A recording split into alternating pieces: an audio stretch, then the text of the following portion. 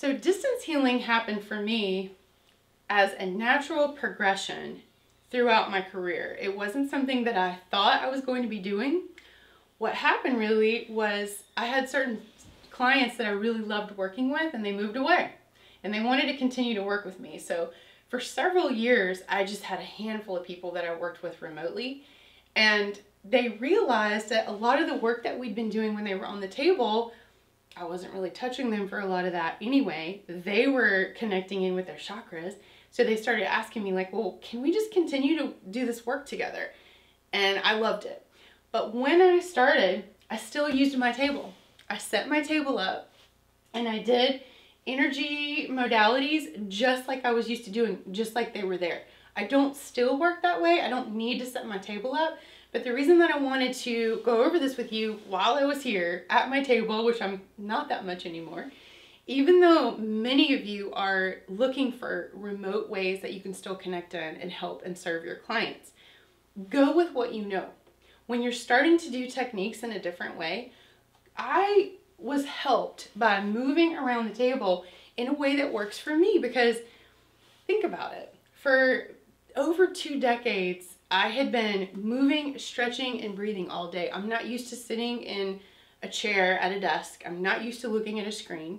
So for other people, it's fine when they're doing Zoom or FaceTime and they connect in that way. For me, I needed a hands-free way of having the client on the phone if I needed to ask them something, or if something started to come up for me that intuitively felt like, I want to know what's going on with their stomach, or their throat chakra feels like it's a little bit blocked.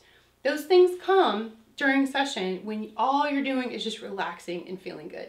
But for me, for many years, when I started actually having the table set up, working my way around it, visualizing their body there, it was just helpful for me. It didn't matter. It didn't matter at all for them, because all I'm having them do in their own space is lie down, get comfortable, wear nice loose fitting clothes, and be very relaxed and in a quiet setting.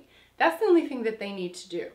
Now, I do have a friend who does distance healing by herself, not on the phone with the client. She gets their information and she records the session, and then she lets them hear it at their own convenience, and they can go deeply into where she went to on her own.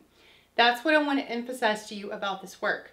I'm not showing you my remote healing style so that you'll do it just like me. What I hope is, if you're a seasoned hands-on practitioner, that you take those go-to strategies that work for you and you implement them in a new way and be creative, but be creative in your own style.